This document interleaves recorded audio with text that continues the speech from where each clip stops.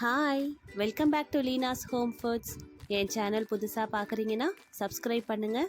Video பிடிச்சிருந்துச்சுன்னா like பண்ண, share பண்ண மறக்காதீங்க. அப்போ இன்றைக்கி நம்ம பீக்கங்காய் துவையல் எப்படி செய்கிறதுன்னு பார்க்கலாம். இதுக்கு ஒரு பவுலுக்கு பீக்கங்காய் எடுத்திருக்கேன். அது நடுவில் ஃபஸ்ட்டு வெட்டிட்டு சின்ன சின்ன பீஸாக இந்த மாதிரி கட் பண்ணி வச்சுருக்கிறேன். இதுக்கு 3/4 கப் அளவுக்கு தேங்காய் எடுத்துக்கோங்க. தேங்காவை உங்களுக்கு வேணுன்னா இன்னும் கூட அதிகமாக சேர்த்துக்கலாம், பட் நான் அவ்வளோதான் சேர்த்துருக்கேன். காரத்துக்கு வரமிளகா சேர்த்துருக்கேன். நீங்கள் பச்சை மிளகாவும் வரமிளகாவும் பாதி பாதி சேர்த்துக்கலாம். அப்படி இல்லைனா வெறும் பச்சை மிளகா கூட யூஸ் பண்ணிக்கலாம். பட் நான் இன்றைக்கி வெறும் வரமிளகா மட்டும் சேர்த்து செய்ய போகிறேன். இதுக்கு ஒரு தக்காளி, மீடியம் சைஸ் தக்காளி, ஒரு தக்காளி, கொஞ்சமாக புளி எடுத்திருக்கேன். 4லேருந்து 5 பல் அளவுக்கு பூண்டு அதையும் சேர்த்துக்கோங்க. அப்புறம் 3 சின்ன வெங்காயம். சின்ன வெங்காயம் சேர்க்கலனாலும் பரவாயில்ல, அது ஆப்ஷனல் தான். இப்போ இது எல்லாத்தையும் நம்ம வதக்கிடலாம். இப்போ இது எல்லாத்தையும் ஒன்றா சேர்த்து வதக்கிடலாம். அதுக்கு கடாயில் நீங்கள் எந்த எண்ணெய் யூஸ் பண்ணுறீங்களோ அதை யூஸ் பண்ணிக்கோங்க. 2 டேபிள் ஸ்பூன் அளவுக்கு உளுந்து சேர்த்துக்கோங்க. நல்லா எண்ணெய் சூடானதும் உளுந்து சேர்த்துட்டு இதை நல்லா வறுத்துக்கணும். அது ப்ரௌன் கலராக மாற வரைக்கும் வறுத்துக்கோங்க. இப்போது நல்லா வறுத்துட்டேன், கலர் கூட மாறிடுச்சு. இப்போ இந்த ஸ்டேஜில் நம்ம எல்லாத்தையும் 1 by 1 சேர்த்துக்கலாம். நம்ம எடுத்து வச்சுருக்கிற தேங்காய், அப்புறம் பீக்கங்காய்,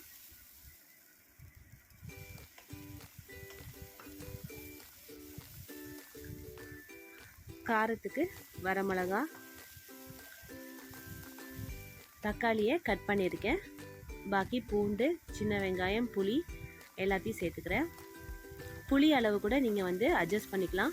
அதிகமாக வேணும்னு வச்சிங்கன்னா அதிகமாக போட்டுக்கோங்க, இல்லை கம்மி பண்ணி போட்டுக்கோங்க.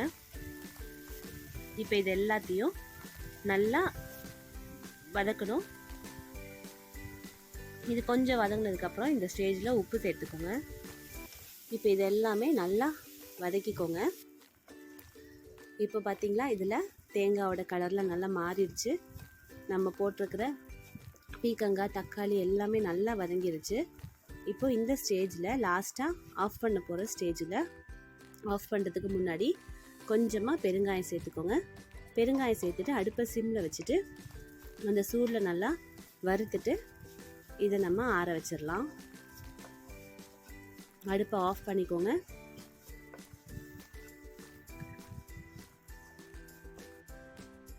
ஒரு 4-5 கருவேப்பிலை சேர்த்துக்கோங்க, அதோட டேஸ்ட் நல்லாயிருக்கும்.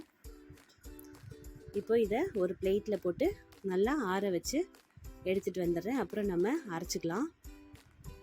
இது இப்போது ஆற வச்சிடலாம்.